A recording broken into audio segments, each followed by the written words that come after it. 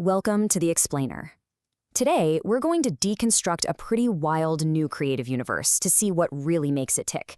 We're pulling back the curtain on a world built completely from scratch, looking at, well, everything, from its totally chaotic characters all the way down to the code that's holding it all together. So let's just start with the official welcome, which honestly tells you almost everything you need to know. Welcome to Murder Tales, where bedtime stories wear bulletproof vests.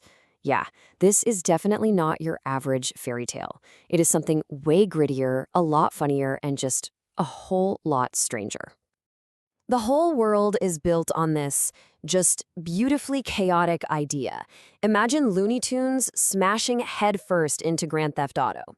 You've got these cartoon animal misfits running heists, dropping mixtapes, and just causing absolute mayhem in the poisoned playgrounds of Santo Ilos.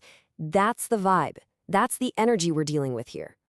Now, right at the heart of this whole world is one central character. His journey is actually told through a series of incredible songs. He's kind of the anchor in all this madness, and his story really sets the stage for everything else. This is our guy, Fiasco Fox. And the key thing you gotta understand about him is that he wasn't born into this life, he was literally made for it. He's the product of a lab, a corporate experiment that went way off the rails, and he carries that history with him absolutely everywhere he goes. So his story, it unfolds across the criminal underworld of two different cities. It all starts in a lab funded by none other than the legendary Vice City kingpin Tommy Vercetti. That leads to a life on the run in Los Santos, and finally it brings him to Santo Ileso, where he's looking for something more than just, surviving. And his early music, it just perfectly captures that gritty, lonely life of a fugitive. This lyric from his song Moon Over Los Santos really hits you. I once believed I was built to be strong, but strength don't help when your nights are long. It's just this perfect snapshot of the isolation of being this one-of-a-kind creature in the neon-soaked streets of a city that never, ever sleeps. But hey, it is not all doom and gloom. In a legendary heist, which is detailed in his song Boom Bop, Fiasco cements his status as a criminal mastermind in the most ridiculous way you can imagine. He corners the market on chicken nuggets in all of Los Santos. It's that exact blend of serious, deep lore and just absurd comedy that really defines what Murder Tales is all about. Okay, so we've met the star of the show. Now for the big question. How does a world this bizarre, this creative, actually get built from the ground up? Let's pop the hood and take a look. So first, you've got that chaotic, creative energy, and it's all embodied by characters like Fiasco. This line just nails that confident, explosive personality that drives the whole story. But personality alone doesn't build a world. And then you have this, let's call it the unglamorous technical foundation. This is a list of the actual tools they use to build the sandbox they all play in. So you've got things like the Voxel Pro plugin, which helps create that blocky, stylized world. Then there's the action-adventure movement system, and that dictates how characters run and jump and interact with everything.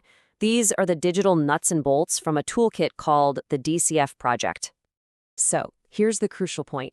This DCF project, it's the raw toolkit that makes everything in Murder Tales even possible. It's not the story itself, but it's the stage, this open-ended digital playground where all these stories can be built and tested and really brought to life. And if you look at the developer logs for this project, you see the messy, totally human process of building this world, one bug fix and one new feature at a time. It's a great reminder that even the most chaotic fantasy worlds are built on a foundation of painstaking, practical work. And, yep, making sure the booms are satisfying is apparently a top priority. And tucked away in those logs is this little note from the developer, and it just reveals the pure passion behind all that technical grind. They wrote, "Wish people would start playing this thing. It is so damn cool to mess with." You can feel it, right? It's that desire not just to build a tool, but to create something fun that people can actually explore and make their own. Okay, so let's see how this all builds up. How does a solo developer's passion project transform into a shared, living universe that other people can actually jump into and participate in? Well, the answer is this really unique broadcast model they have called TAIL radio. And this isn't just some in-game radio station. It's the actual mechanism that pieces the whole shared world together.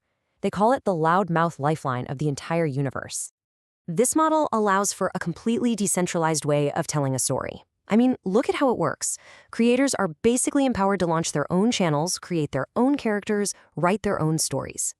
Tail Radio then acts like a curator, sifting through all of that creative chaos to find the biggest, most important moments. And those moments, they get broadcast and woven into the official shared history of the world.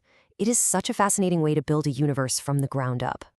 And this is the core philosophy that powers the entire creative ecosystem. It's basically an invitation. It's telling creators, hey, your stories, your chaos, your characters, they can become part of this bigger tapestry. They make the noise, and Tail Radio brings the thunder. So, when you put it all together, you start to see how all these different layers, the technical, the narrative, and the collaborative part, they all combine into something genuinely new. And this table just illustrates that journey brilliantly.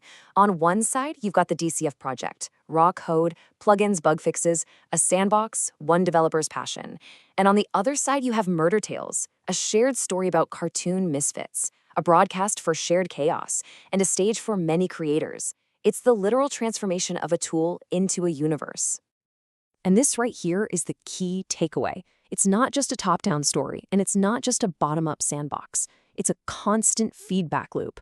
The technology enables the creativity populates the community, and the community's energy fuels new development for the tech. That's what makes this whole universe feel so dynamic and alive. All of this leaves us with one final big thought. In a world where the lines between being a player, a creator, and just an audience member are getting blurrier every single day, are we looking at a new model for how interactive stories get told? A model where chaos isn't a bug, but maybe it's the main feature? Thanks for watching.